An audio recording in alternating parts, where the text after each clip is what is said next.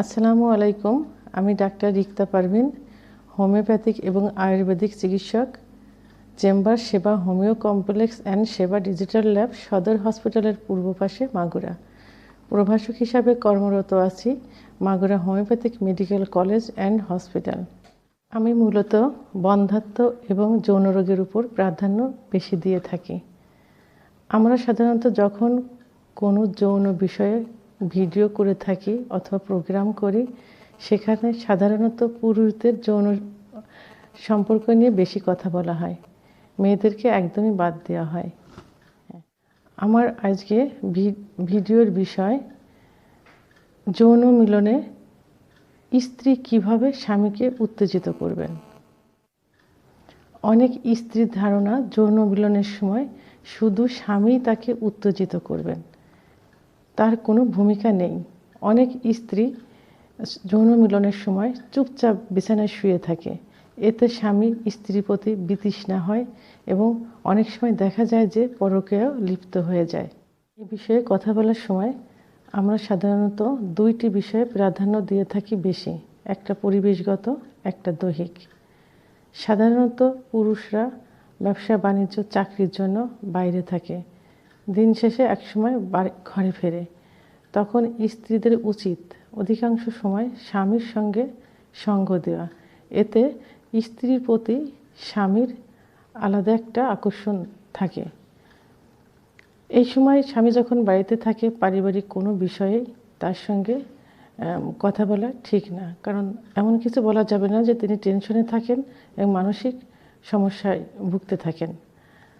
এই সময় স্ত্রী সারাদিন যে কাজ শেষে পরিষ্কার পরিচ্ছন্ন হবেন এবং পরিষ্কার পরিচ্ছন্ন কাপড় পরিধান করবেন, বিছানাটা সুন্দরভাবে গুছিয়ে সাজিয়ে রাখবে। যে রুমে সাধারণত ওনারা থাকেন, দুজন স্বামী স্ত্রী দুজন থাকেন, সেই রুমটা গুছিয়ে রাখবেন, বিছানার চাদর গুছিয়ে রাখবেন এবং সুগন্ধি গায়ে ব্যবহার করবেন এবং স্বামীর পছন্দ অনুযায়ী সাজগুজ করবেন যাতে স্বামী তার প্রতি আকৃষ্ট হন। মিলনের সময় সাধারণত স্বামীর পর্যাপ্ত পরিমাণে এনার্জি লস অথবা শক্তি ক্ষয় হয়। এই জন্য ওয়াইফের উচিত যৌন মিলনের পূর্বে নিজস্ব রুমে কিছু ফলমূল, এনার্জিকারক কিছু জুস, তরল খাবার যেমন কুসুম গরম দুধ, একটু সেদ্ধ ডিম রেখে দেওয়া। এতে স্বামী স্ত্রীর প্রতি খুশি থাকবেন। এত সময় আমরা পরিবেশগত কারণগুলো বললাম, অর্থাৎ বিষয়ে আলোচনা করলাম। এখন দৈহিক কিছু কথা বলবো, আলোচনা করব। সাধারণত যৌন মিলনের সময় স্ত্রীকে উত্তেজিত করার জন্য স্বামী কিছু কিছু জায়গা আদর করে, ঠিক অনুরূপভাবে স্ত্রীরও উচিত সেই সব জায়গা স্বামীকে আদর করা। যেমন যখন যৌন মিলনে লিপ্ত হয় তখন স্বামীর চুলের গোড়ায় আলতোভাবে হাত বুলিয়ে দিতে হয়। তখন স্বামী বুঝতে পারেন যে স্ত্রী উত্তেজিত হয়েছেন, তখন তিনিও মনে মনে অধিক পরিমাণে উত্তেজিত হয়ে থাকেন এবং যৌন মিলনে সুখ অনুভব করেন।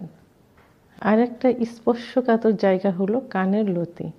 এখানে আস্তে আস্তে আলতোভাবে হাত দিয়ে স্পর্শ করতে হবে, ছোট ছোট চুমা দিতে হবে এবং এমনভাবে চিমটি দিতে হবে স্বামী যেন ব্যথা না পায় এবং ফিসফিস করে সে যে উত্তেজিত হচ্ছে সে বিষয়ে তার সঙ্গে কিছু কথা বলবে।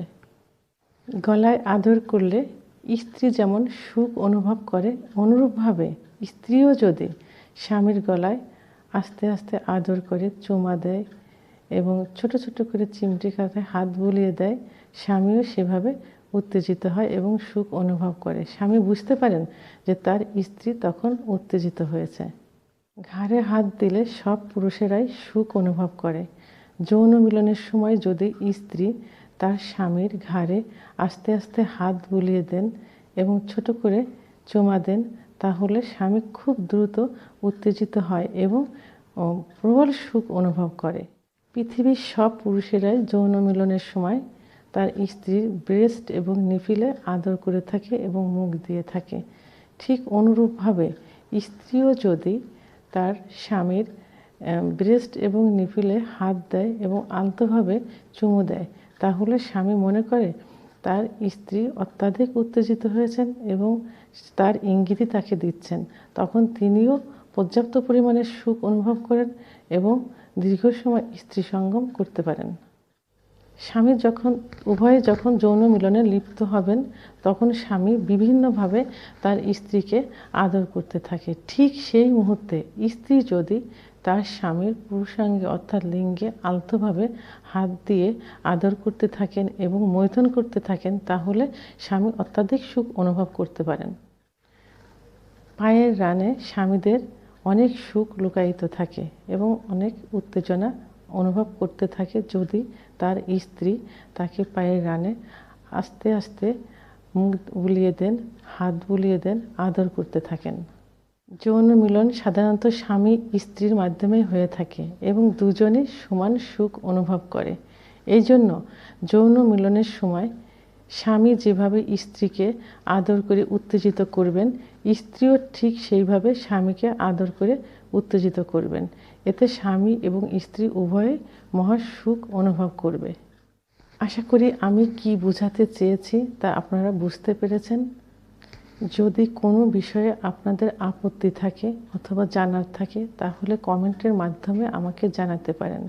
সে পর্যন্ত আমার সঙ্গেই থাকবেন। ধন্যবাদ।